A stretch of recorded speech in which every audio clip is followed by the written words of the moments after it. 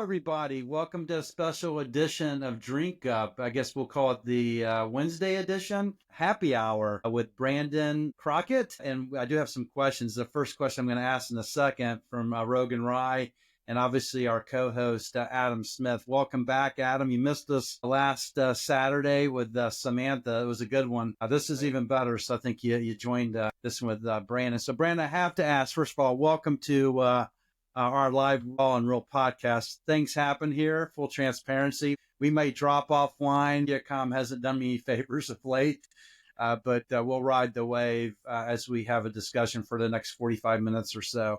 But I got to ask you, your last name is Crockett. Are you related to Davy Crockett? In no way, shape, or form. Oh, man. I know. The anticipation. I know. There's nothing there. My mom, however, she was a special ed teacher for, 30 something years.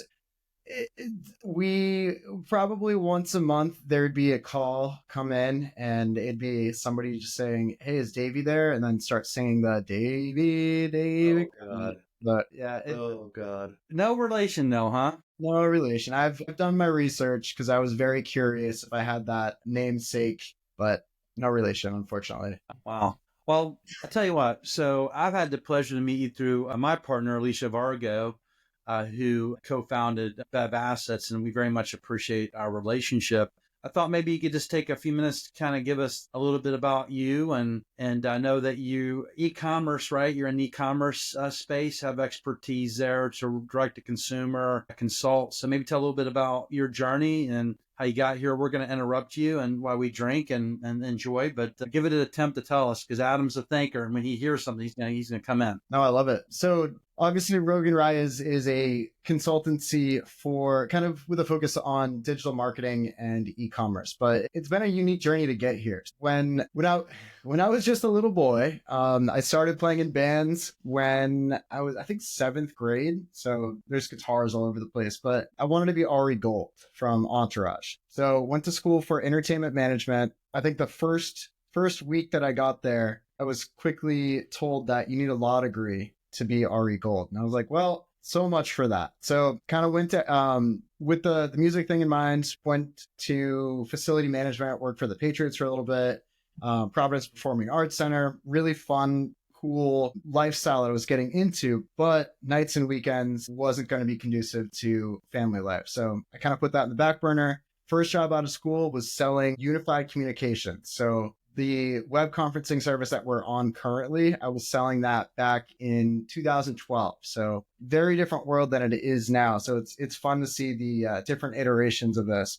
Did that for about 4 years, senior account executive, very dry, didn't really enjoy it. So I wanted to do something a little bit more fun. Worked for Coca-Cola for a little bit as a business or more of a market development manager. So this is where I say I have some distribution experience going into the accounts, doing a little bit of upselling, but essentially being an order taker. Oh, you need more Coke Zero? Great. We just came out with this new juice. Let me upsell. Let me try to get you a new cooler. So that was fun. Coca-Cola being a Fortune, what is it, maybe 50, maybe bigger than that. Very slow moving. Didn't love the culture. Great experience, but then I reached out to Greenhouse Agency. So I met with Sean Roach, who's the managing director there. Greenhouse Agency has been an experiential advertising agency, guerrilla marketing, tastings, massive agency that's national. They've had Brown-Forman on their roster for something like 20 something years. So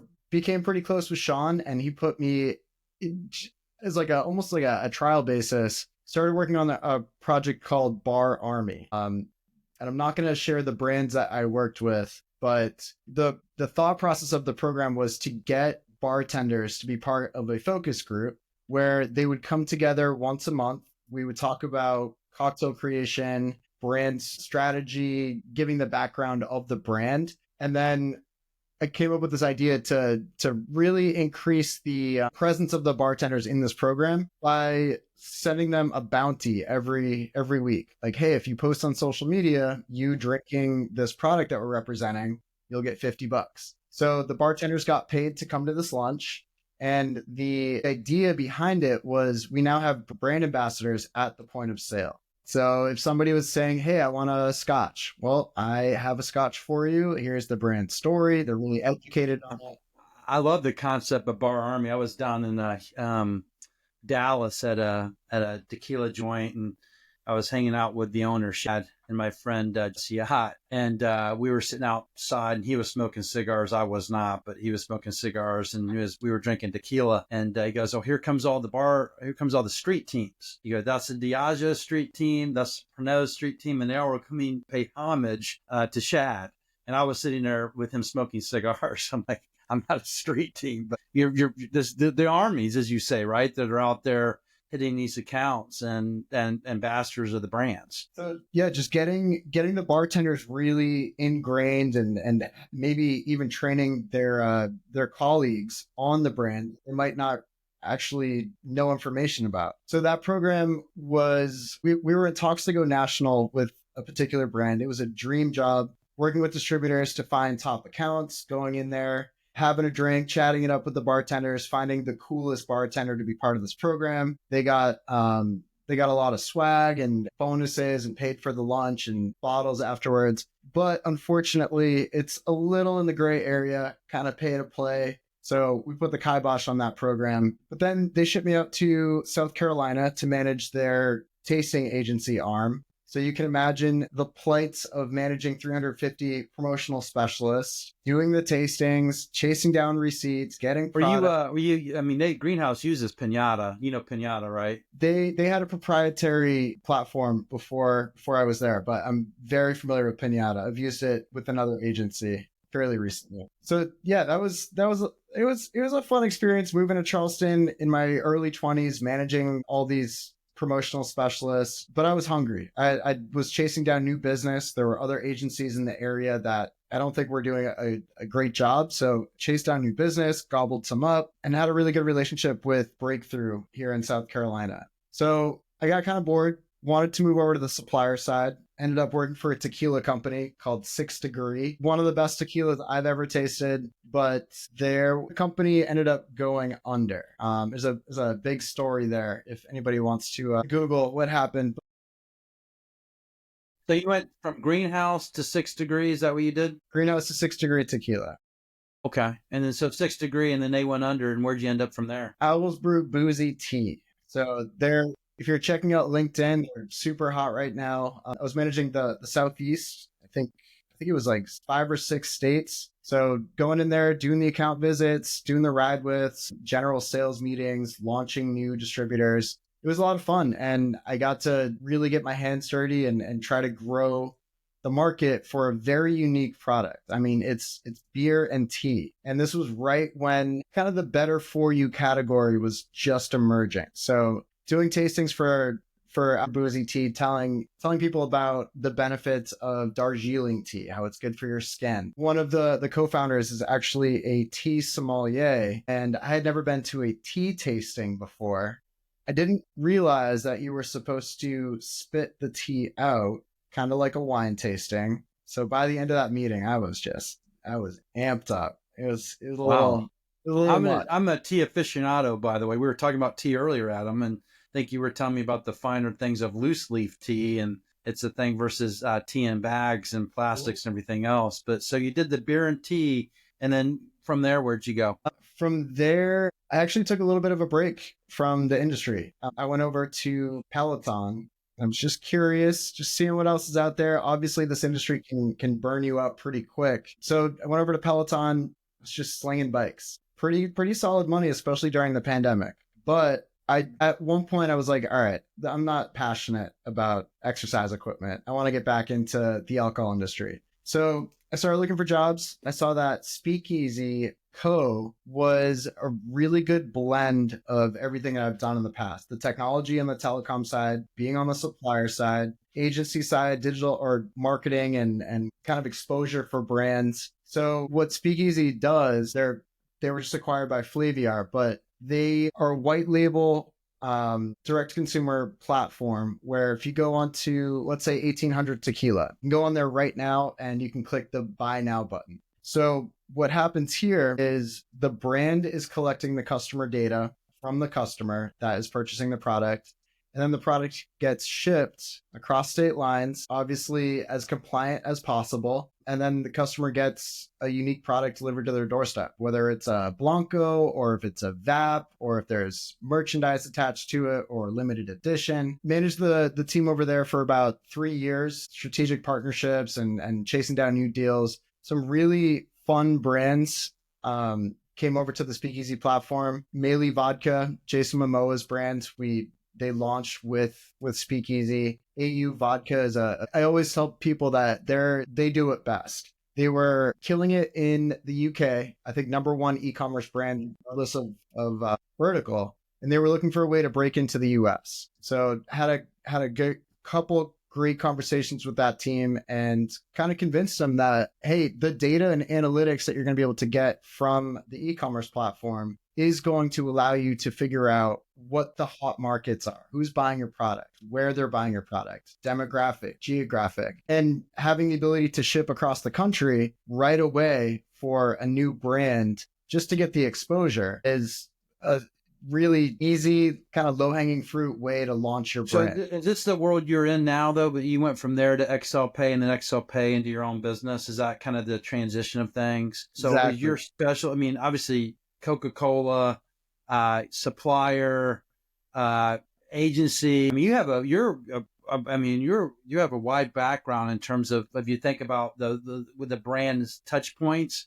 In terms, you definitely know what's going to happen at distribution to, hey, this is how the tasting agency works and this is how DTC works. That's an incredible knowledge. So tell us about Rogan Rye. Let's get into that and what Rogan Rye is and what you're doing. So Speakeasy to XL Pay. XL Pay is another e-commerce platform. Their major benefit, which nobody else can touch right now, is that they have on-demand delivery options. And in the Mark Brown report today, the first article said, that the majority of Americans would like to have an option to buy beer online and get it shipped to your doorstep.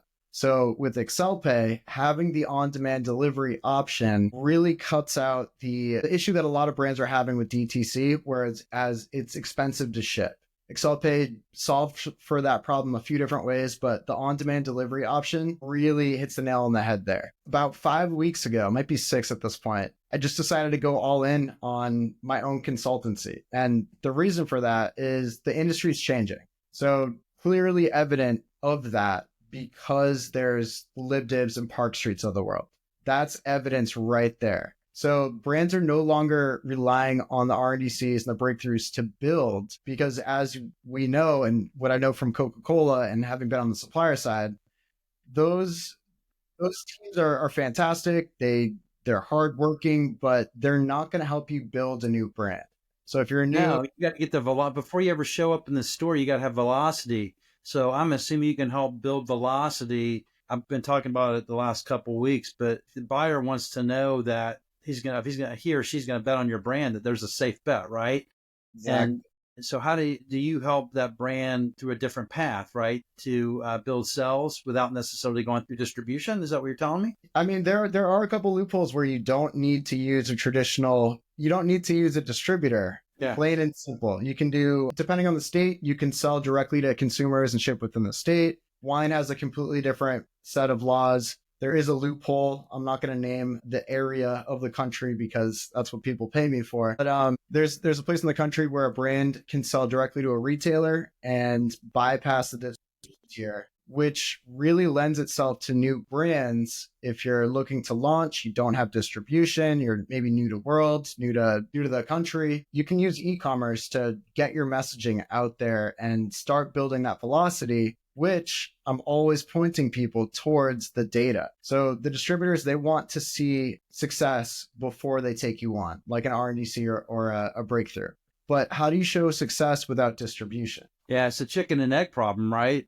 There's another chicken and egg problem that a lot of brands will see when they do sign up for e-commerce. So question for you, what's your favorite brand, alcohol brand? My favorite alcohol brand? You can't see it every time I do it. Okay, all right. What's the one on the left? Actually, those are all great. Gentleman Jack, Jack Daniel, single barrel.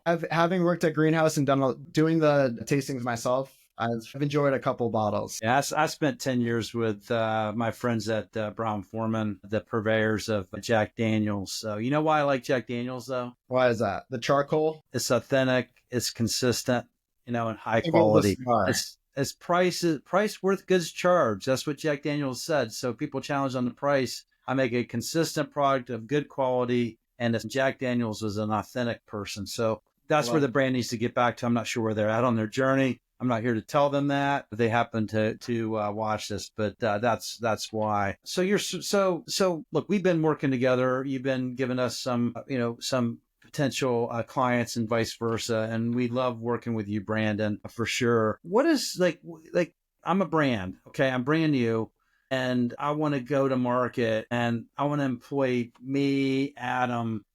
Before we ever get into distribution, we're kind of talking about it, but let's just get kind of right down to it. It's like what is a brand? Like, what are maybe kind of the 2 to 5 steps? Like, kind of step one, I'm going to go talk. This is what I'm going to do for you, or this is what you need to look for when you're developing your 360 program, right, of everything. You're obviously a piece of that. Within your piece of that, what is it from an e-commerce standpoint? Because this is something I don't really have a lot of expertise, and there are some questions coming in. I'll let Adam field those questions after you answer my question. So this goes back to my question, what your favorite brand was. So you said Jack Daniels. So if a brand wants to get on e-commerce, great. There are plenty of platforms that can put you on e-commerce, and you'll have that shopping functionality, and you'll be able to ship national. But how many times have you been to Jack Daniels' website? How many times have I been to Jack Daniels' website? Yeah. 0. And you're a fan, like you're a real fan of Jack Daniels. So this is where Rogan Rye really starts to help people. So obviously getting set up on e-commerce and all the benefits of launching a brand on e-commerce and the data and the analytics, all that fun stuff, having velocity. But the only way that you're going to get people to your website is if you're spending money on digital marketing. That's it. That's the only possible way. You've never been to Jack Daniels' website, but if you were scrolling through Instagram and you saw that they were coming out with a VAP that had, I don't know, a signed record by somebody that they're working with, it's no longer just a bottle of Jack getting delivered to your doorstep, but you're getting something unique, which could be a perfect gifting opportunity, or what we like to say is an envy buying opportunity. So if you have the VAP that you can't get in stores and you show your friends, hey, how do I get that? Well, you have to go to the website to do it. And then Jack Daniels will collect your customer information, know that you like a particular SKU, and then strategically retarget you with either emails or specific ads because they know your profile. You like this particular rye, you live in this zip code, you're a male. You can get really strategic in your marketing efforts to convince people to repurchase. So there's a lot of different ways to kind of skin that cat, to bring people to your site, keep them engaged. There's membership programs. There are barrel opportunities to sell entire barrels. E-commerce can be a beast. And I've seen a few brands do well over $1 million a month on the platform.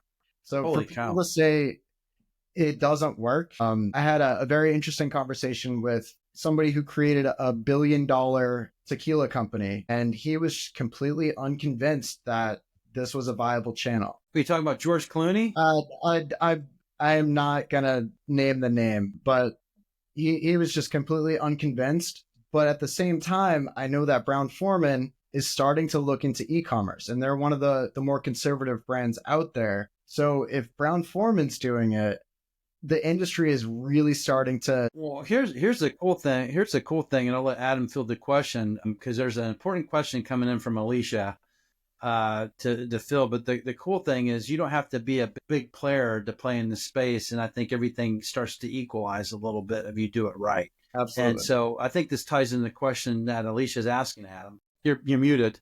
We have a dog picking up, so I'm trying to make sure I stay on mute in case they start firing off. So she said, within reason, can you share with us how you think Can you share with the team how you think out of the box, maybe sort of beyond the traditional, if there is a traditional econ, there it is. Think outside there. Alicia and I were on a call and I came up with this wild idea that I'm not going to share on here, but you can just get really, really creative in how you're going about driving traffic. So I typically tell brands that you need at least $5,000 a month in digital ad spend, but there are a lot of opportunities and low hanging fruit where you can build your brand exposure. First and foremost, when you have your bottle on a shelf, you only have that real estate. You have your label and maybe there's a case display and maybe there's a sampling, but likely there's not. So for brands to be able to tell their story, what makes them unique, their founder story, how they're going about things in a sustainable manner rather than mass production. So being able to tell that story short form, either Instagram, Facebook, advertisement, video content, being able to get that story out to people, you're not going to be able to do that just with a bottle on a shelf. There's not enough real estate. So low hanging fruit, create some content. Then what I'm working with a brand, Paul Cullen Wines. So Cullen is the former bass player of Bad Company. I didn't realize that when I was talking to him on the phone. And I grew up on Bad Company's music. So I'm like, man, I got to call Paul back. I'm constantly putting on Bad Company radio on Spotify. It's such a great playlist. But because Paul has in-home dining, he has a wine collection, he has a music venue, he's got a foundation that sends kids that are interested in culinary to Italy to go train. Like there's a lot of stuff going on there, but you're not going to know that if you just see his wine. So what I'm currently doing is redoing his website, completely optimizing it for e-commerce, focusing on the bottles themselves, and then using that short form content to tell the story. All right, Paul was in this band. He played in front of 55,000 people. People might get interested in just that story. If the people really enjoy the wine, great. Maybe let's get them into a subscription service where there's So when does conversion happen? Does it happen at different times? Is there a particular set time? Like I got the consumer, now they're on me, and then that's the life. I have this for the lifetime. Is there a point where you convert the consumer in this journey? We put all this stuff out there about Paul and his offerings, and you're communicating it via the virtual, digital. Conversion rates are. I was surprised to know what conversion rates actually were when people visit your website. It's typically around 5%, and that's on the high end. So you need to get a lot of eyeballs on your website, and you do that through the digital marketing and the PR that we're working on and your story. Really convince them to go to your website.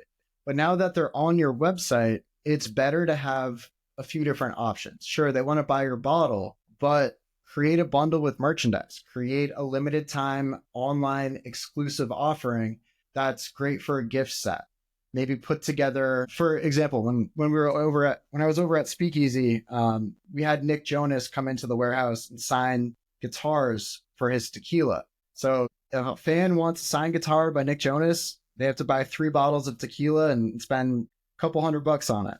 So by having those unique packages, limited time, envy buying scenario, you're going to have that customer a little bit more engaged, or maybe they'll have a wearable. But now this person's going to have a signed guitar hanging on their wall, and every time they look at it, Adam's starting to think, okay, get the tequila order in to get the guitar, man.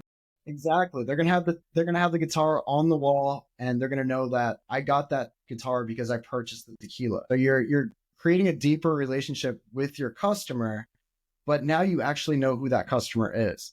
The name, their email address, their location, what SKUs. Right, and then there's more activity that you can activate in order to start talking with a consumer. It's kind of like what we do on LinkedIn. Like we have a LinkedIn newsletter I do, and I don't own the data, on that LinkedIn newsletter. So, I mean, with e-commerce, you own the data, right? So you have that address, the email, then you can start to build that relationship. There's another question. I don't know if that was someone typing out. Adam, what's that question there? On Rogan Rye specializes in compliance strategy, go-to-market distribution, sales as well. Correct? I don't know if that's coming from Alicia. Is that Alicia again? That was Alicia again. Yeah, so I'm very fortunate enough to have an amazing network of partners like Bev Assets, like Mushroom Media, who's a digital marketing agency.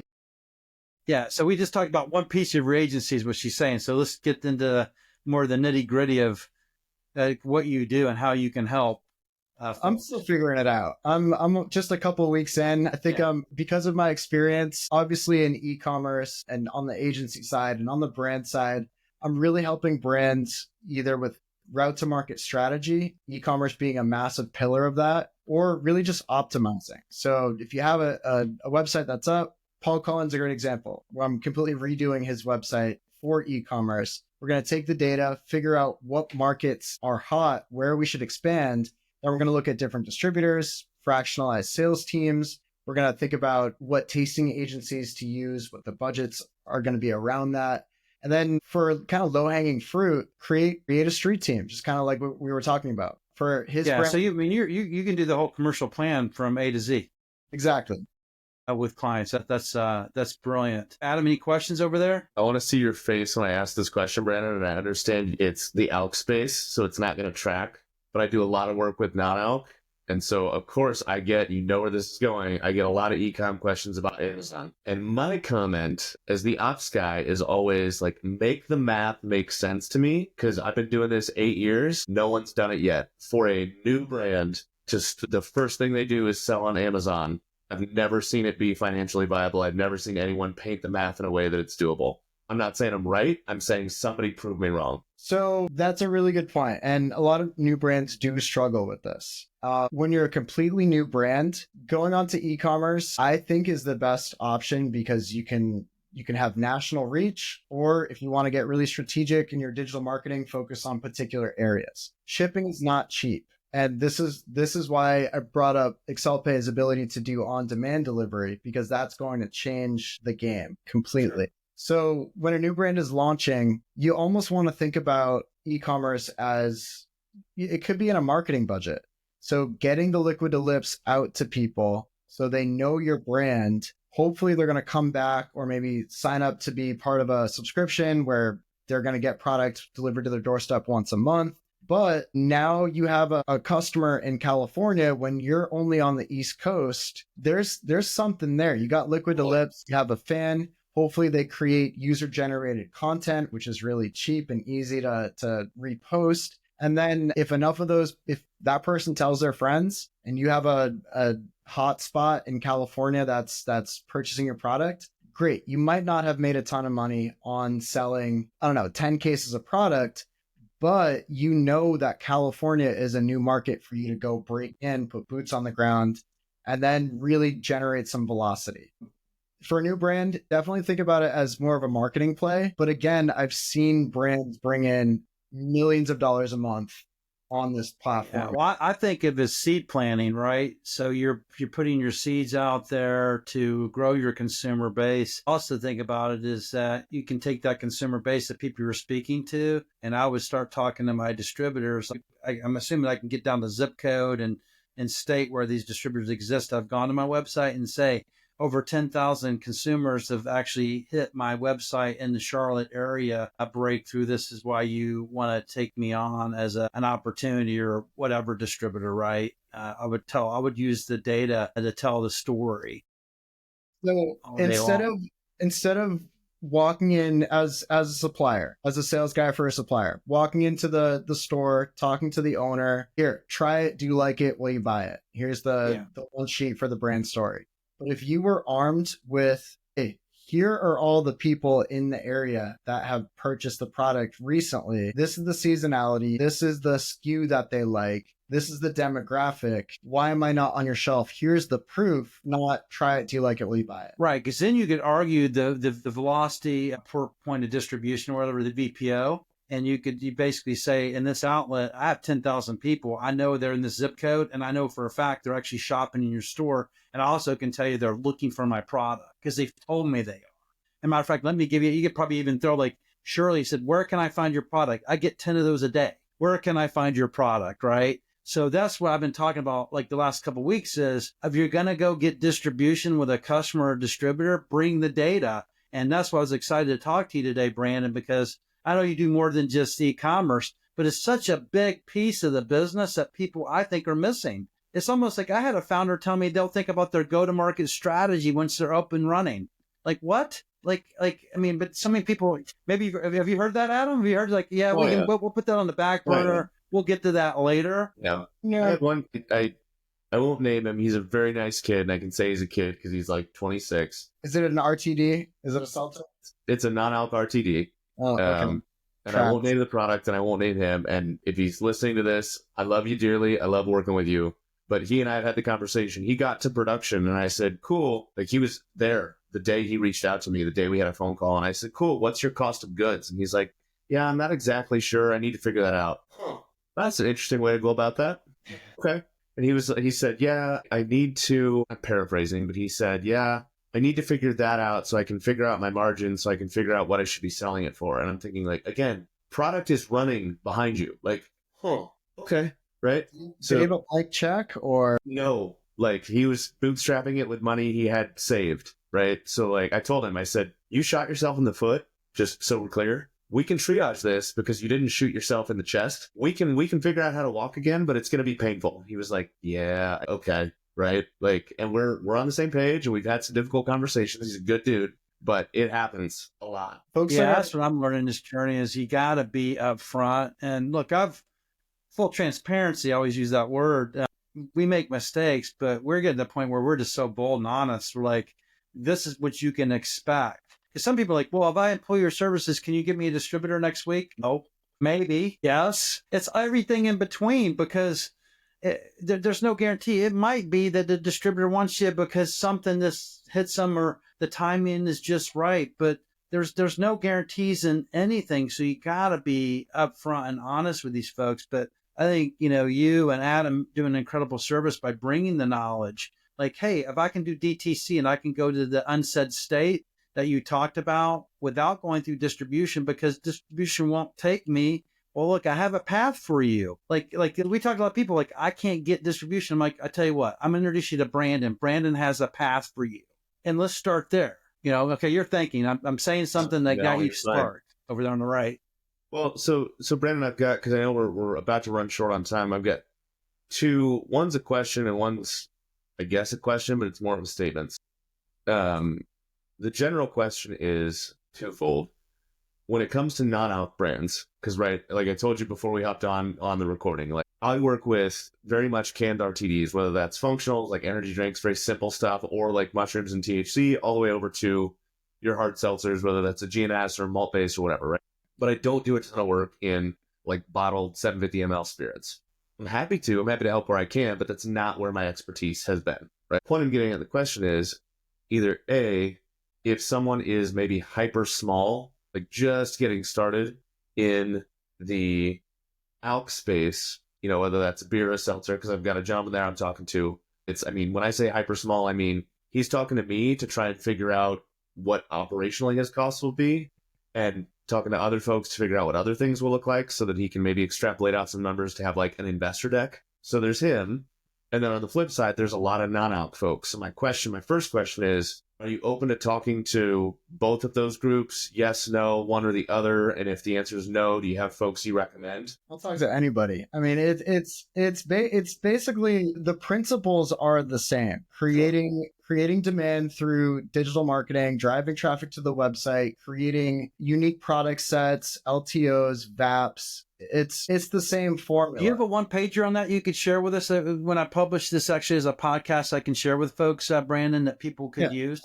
Absolutely. I've said it once before, but I really think that e-commerce is becoming a necessity, no longer a want. It needs to be part of your arsenal just because of the data play and the access to the entire country. However, kind of back to your point, Sam, if a brand wants to get distribution, you can't guarantee anything happens within a couple of weeks. The industry has historically moved very, very slow. I was at a conference not too long ago, and I think in Colorado, you need to send your via fax. That's the only way to do it. But the legislators were on the panel. They could easily sign the pen to get that law changed. But we know this industry historically moves pretty slow. That being said, there are a lot of people apprehensive of e-commerce, but we're really starting to see the LibDibs and the Park Streets and the DTC providers like ExcelPay start to change things. Everybody's feeling a little off right now within the industry. 20,000 people got laid off.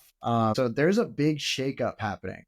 Brown-Forman moved away from their spirits distributor. RNDC in California lost Brown-Forman and Tito's in a time of 60 days, and they both went to Reyes, which was a very difficult thing. And they're going to Reyes because they know that they're going to get a little bit more attention and probably brand building within those accounts, because those beer salespeople, they're going to be excited about selling spirits, something new. So there's a lot of pressure on brands to tell their story, do their own marketing, grab their own customers, rather than just relying on the distributors to brand build. And that's where it all comes back to e-commerce. It puts the brand in the driver's seat. Yeah, and then I think your feet on the street you're talking about, because we bring that to market. Obviously, about. I want to, Andrew has been communicating with us. My next label will have a QR code that encourages them to work with us to capture the customer info so that I can work with local liquor stores or bars, restaurants in our market to drive traffic into the store, bar, restaurant, using a side marketing company to get them sample product. So does that resonate with you? That seems really creative to me. It's definitely creative, and there's really so the way that the e-commerce platforms all work is that everything is still moving through the 3-tier system. So brand sells to distributor, retailer, and when the customer is on that brand website, they're actually purchasing from a retailer. For samples, it does make things a little bit difficult because you're going to have to buy product from the retailer to get it shipped. But if you want to use that as a marketing expense and pay for it or offer a discount code, brands have that option to kind of get product in hands pretty cheap. Yeah, I've talked to some people where they name that they're actually getting to the point where they're going to drive consumers through influencers into accounts and actually give them a spend. So they can actually spend money in the account. So $30, you give a spend. I think that's ingenious. So it takes the distributor. You need a distributor. Let's be really clear here. I mean, I couldn't scale and build a whole logistics company. But at the end of the day, if you want to manage your outlook or your success as e-commerce, and then use influencers to steer those people to accounts. There's so many things you can do from a route to market, sampling, as you said, Brandon. So we got a couple minutes left. I want to give you the table to maybe, and we can go a little over, but what would you want to leave the group with about the space that you're in? I mean, you obviously, compliance, strategy, go to market, distribution. We touched a lot on e-commerce. I mean, you're like a savant, not a savant, I guess it's like what's the word I'm looking for, Adam or Brandon? But you're a jack of many trades. None. That's kind of how I see myself. Just because I've had my hands in all these different facets, and I'm one of, I don't know, a couple hundred folks that have been in the e-commerce space since its inception within this industry. I've worked with brands doing the $1 million a month. I've worked with the mom and pops that are only moving a couple cases, and then having to figure out how we optimize that. When I was at both Speakeasy and ExcelPay, I didn't really have the opportunity to help these brands optimize. And that's what gets me really excited. And obviously I'm passionate about it, but being able to get in there, do the work, set up the segmented email campaigns, do the digital marketing, or if it's more enterprise, make introductions to folks. We talked about it earlier before we started recording, but I'm a big believer that your network is your net worth. So if I don't know how to do something, I have such a fantastic team behind me, Bev Assets, Mushroom Media, ExcelPay, just to name a few, ASC. But I kind of see myself as the tip of the spear. If you want to get started, you want to optimize, you're only in a couple states. All right, you need a tasting agency? Got you. Greenhouse. You need feet on the street, distribution? Bev Assets. You need digital marketing? Mushroom Media. You need an e-commerce platform? ExcelPay. So I have all these, such a solid... You and Adam need to talk, because Adam has services too that he can help you out with. So I'll let you guys do that offline. So for sure. This team, if somebody's coming off of Wall Street, and we've all seen it, hey, I'm coming off of Wall Street, I want to launch this RTD. I'm going to sell 1 million cases a year because I got a massive check. Those guys don't know what they're doing, but if they were to reach out to this team specifically, we have the roadmap. We can get that brand running and gunning pretty quickly with little to no work on the brand side, as long as they create the content and hire the right people. But we're like a turnkey service. So I hope somebody sees that and thinks about when they're starting their brand and going through the registration process and thinking about all the unique state laws and import, export, and trying to get in front of distributors that won't email you back. We have those relationships pre-built. So it's startup. How do people get a hold of you? What's are you available, or what's the story there? Yeah, absolutely. The website is tryroganrye.com. Active on LinkedIn all day, every day. Email is brandon@tryroganrye.com. I'm pretty available. I'm hungry. I'm taking any and every call. I'll put that like a little thing on. If you can send me the one pager, would be really good. Like to give always someone a one pager on the stuff. But yeah, thank you so much for joining us. Adam, any other closing thoughts on your standpoint or questions of Brandon? No, I mean, I think we could keep going for hours, not only on ecom, but just on some of the other buckets. But if you've heard me or seen me looking away and feverishly typing, Brandon, there's an introduction coming to one of the brands I mentioned here shortly, because I think he could very much benefit from a conversation with you. And then I have a buddy that's actually looking to do, he works in like ecom conversion for, call it a pet brand right now, and I'll leave it at that because it's still his full-time job. But he's looking to do some consulting in the CPG world. And I think like for as much as I can walk him through, I've been doing this for 5 months in the ops side. Like I don't speak the language the way you will. And so I think if you're willing, A, he could be a good resource for you, and B, if you're willing to let him pick your brain, it would be wonderful for him. Thank you for the time, and it's a pleasure to meet you. And I will absolutely be following up because I think you've got a wealth of knowledge, and I would love to learn more about it. Let's do it. Yeah.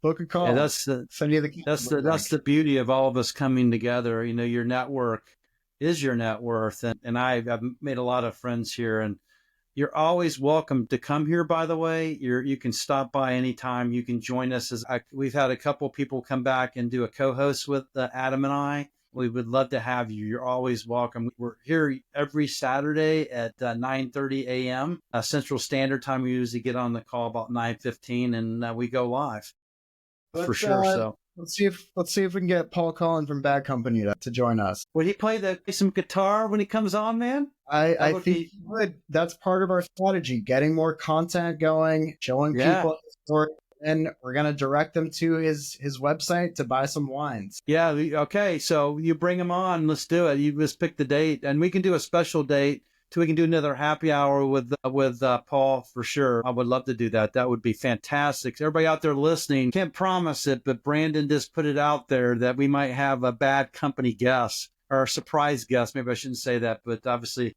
sometimes I try to get guests on here, have to go through their teams. It's like, you have a team? Like, how many followers do you have? Yeah, just talk to my PR team or whatever. So, but that would be fabulous. You are his PR team, so that'd be great. I am his PR team, and that's part of the strategy. Just getting the word out there. It's another easy way and cheap way to drive traffic to your website. Right. We didn't even mention PR. You are in PR too, so you're a jack of all trades, and you're a master of all of them, by the way. So I would say, Brandon, you're always welcome here. Thanks, everybody, for joining us. I hope everybody enjoyed the conversation today. And with that, we'll end. If you two could just hang on for a second. When I end, I'll explain why. But everybody have a great Wednesday and upcoming weekend. Thanks, everybody.